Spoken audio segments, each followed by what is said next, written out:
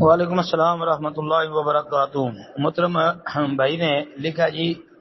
کہ ایک گھر کے زیادہ افراد ہیں تو ایک ہی قربانی سارا گھر والوں کا طرف سے ہو سکتا ہے، اگر ایسے ٹھیک ہے تو دلیل بتا دیں۔ جی محترم بھائی، گھر کے جتنے بھی افراد ہوں اگر تو وہ سارے اکٹھے ہیں، ان کا چولہا جو جلتا ہے ایک ہی ہنڈیا پکتی ہے، ایک ہی فیملی کی مانند ہے، الگ الگ نہیں ہیں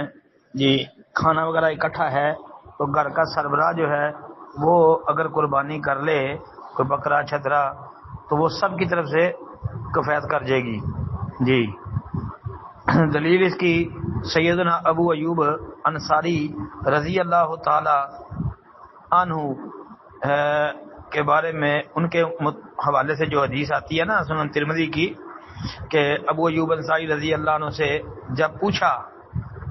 کہ نبی علیہ السلام کے زمانے میں قربانیاں کس طرح ہوتی تھی، تو انہوں نے کہا کہ ایک آدمی اپنی اور اپنے گھر والوں کی طرف سے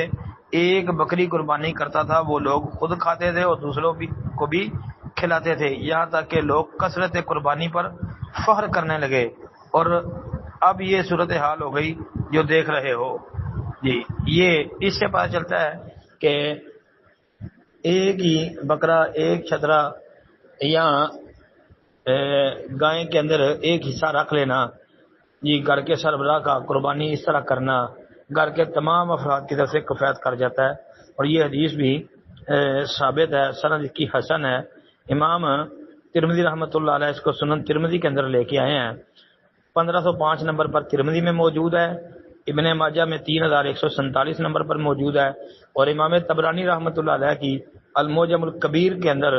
3920 نمبر پر موجود ہے، سند حسن ہے۔ امام ترمذی رحمۃ اللہ علیہ نے حدیث حسن صحیح قرار دیا ہے، اور حافظ ابن حجر اسقلانی رحمۃ اللہ علیہ نے فتح الباری کے اندر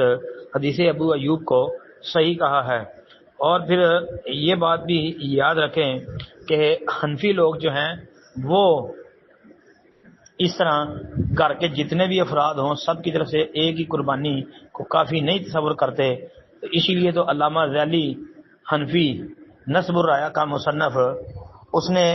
مجبور ہو کے یہ اعلان کیا، کہا کہ حنفی مذہب جو ہے اس حدیث ابو ایوب کی وجہ سے مشکل میں پڑ گیا ہے، مطلب پھنس گیا ہے، کیونکہ ابو ایوب انصاری رضی اللہ عنہ یہ روایت واضح دلیل ہے اس بارے میں کہ گھر کے تمام افراد کی طرف سے ایک ہی قربانی جو ہے کفایت کر جاتی ہے سب کو۔ السلام علیکم ورحمۃ اللہ۔ وعلیکم السلام ورحمۃ اللہ وبرکاتہ۔ محترم بھائی نے یہ لکھا جی، ماما جی وفات پا چکے ہیں، ہم ان کے حق میں کس طرح ثواب پہنچا سکتے ہیں؟ قرآن و حدیث کی روشنی میں رہنمائی فرمائیں جی۔ ان کے لیے بخشش کی مغفرت کی دعا کریں جی، جس کا انشاءاللہ ان کو فائدہ ہوگا۔ ربنا اغفر لنا ولاخواننا الذین سبقونا بالایمان، یہ دلیل ہے انشاءاللہ۔ ان کے لیے بخشش کی مغفرت کی دعا کریں، اور باقی صحیح مسلم کے اندر 1631 نمبر حدیث ہے، ابو ہریرہ رضی اللہ عنہ بیان کرتے ہیں، نبی کریم صلی اللہ علیہ وسلم نے فرمایا، اذا مات الانسان انقطع عنہ عملہ الا من ثلاثہ، فرمایا کہ جب بندہ فوت ہو جاتا ہے اس کے اعمال کا سلسلہ منقطع ہو جاتا ہے سوائے 3 عملوں کے۔ وہ 3 عمل کون سے ہیں؟ صدقہ جاریہ، مثلا کوئی ایسا وہ عمل کر گیا ہے، مثال کے طور پہ کوئی مسجد بنوا دیا اس نے،